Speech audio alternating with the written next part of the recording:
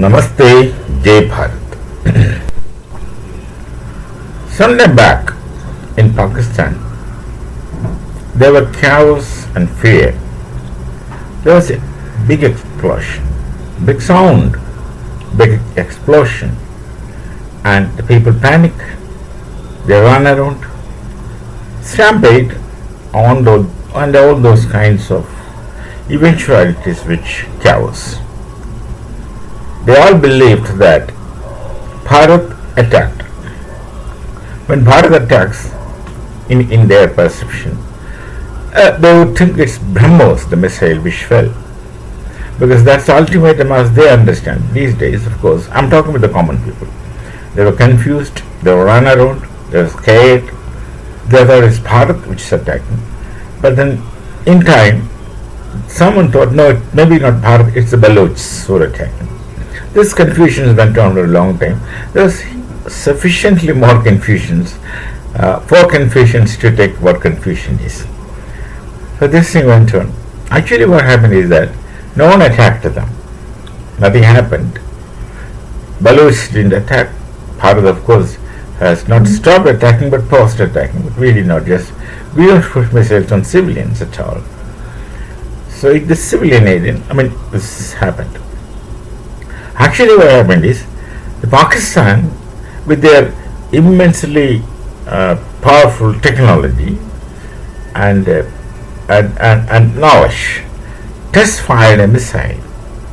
As I understand, that is the Shaheen 3 missile which they test fired. And then it got fired all right, but it fired back. The missile just went up, but did not go up, but just went up to what extent I don't know, but fell back. It fell down. And then of course it exploded with all that confusion and noises. So it's their own missiles. It's their own missile. Shaheen 3, as I understand, with all that boisterous Lahori talks. They're so loud actually. Pakistanis have this problem of being extremely loud. They'll do this, do that, alright. Even today they have not changed and they're not going to change it. I don't know, somehow it got into the blood. So Shaheen 3, instead of taking off, it went up and must have fallen down. I don't know to what extent it went up, but it fell down in some near place where must be maybe the civilians live, and there would be definitely plenty of casualties apart from this confusion and chaos. So this is the technological advantage of Pakistan. And Pakistan again, I heard someone else again tell that we have nuclear weapons. You can't make matchboxes, man. And you're talking about having nuclear weapons. You don't have nuclear weapons.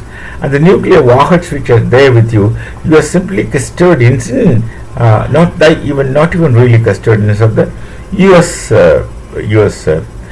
America's nuclear heads, which is under the positive control of American Army. One of the representatives or a couple of their responsibilities, or mostly a group of their people must be there to look after this and maintain and etc. etc. You can't fire. Even when real Turkey, even when Turkey unloaded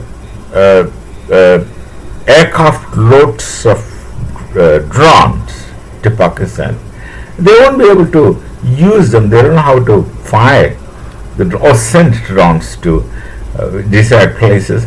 Turkey had to send their own people who operate them. So Pakistan can't do it. That's why I told you the man behind machine counts a lot.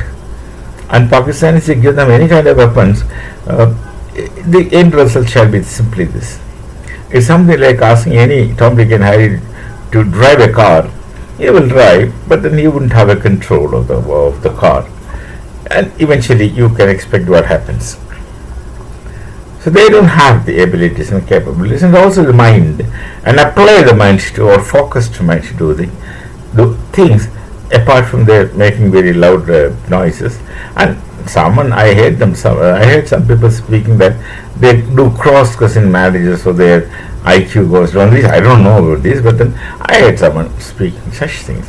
I don't know, but this is a fact that they marry among cousins without, I don't know, which is highly forbidden in Bharat society. Because for us, cousins are sisters and brothers, and this question of marrying cousin just don't come even in our dreams, because for us relations are holy. Our relations are impeccable and very pure. They don't have that. That's what I understand from the non-religious service. I'm unable to comment on their moral relations in families. That would be appropriate as well, but that's just by way of society. So this is what happened. Actually, Pakistan depends heavily on China. 80% of the warheads are from China, and China also has a head, which I don't know to what extent it can be true, that they don't have any original technology. They do reverse engineering and copy from others. Even long back, when in my younger days, I met a Japanese man who said the similar thing. He was telling that we don't make anything, we just copy. I didn't take it serious. We met while traveling. I won't say his name. Young man, those days, young man, it's my age. I was way young. Those days we were traveling, and we happened to travel together, and then became friends, and then we continued our friendship for a long time. Those days, writing letters, no telephone calls, or no internet, those things. Those days. So even those days, he was telling, I think he was a technician, engineering student or something. He said, we don't make anything, we just copy others. That this man said, I do not know to what extent it is right, but that was the opinion which he gave long back. That must have been in the mid-70s, mid-1970s, this thing he said. But China, of course, is copying and doing reverse engineering, and of course, a copy shall always be copy. Because way back, I know that somewhere in the I think late 70s, the Chinese were using a MiG-19 fighter aircraft, which is a copy of the Russian MiGs. And then I saw them crashing. Of course, I physically saw them on the screen, crashing, and all the stories. This copy is copy after all. So Pakistan, this is the situation. They test fired Shaheen, and then it falls down. But then there is no end of any kind of claim. So this is just a matter of a joke for us, and I don't know how they would treat Pakistan, because the Pakistani army chief, the field marshal Azim Munir, wants to establish himself as a very authentic soldier, and is desperately wanting to do so many things. And as he had been doing, he would continue committing follies. He spoke about two nations there once upon a time, and even in English he spoke. Normally that doesn't make any sense to many Pakistanis. They won't, and most of them don't understand English. And he was speaking of two nation theories and this thing that, and he's trying to say that we can never be together, we are different and different. All right, if you think you are different from Bharat, it's fine, all right, that's your thoughts. But he was trying to establish himself, say that he's very powerful, authoritative. He has a very wonderful, strong army, all stories. So, but then with that, it resulted in Operation Sindoor. Of course, the terrorists don't come to Bharat without it being facilitated by the Pakistan army, or without that being in the, they facilitate. That's enough.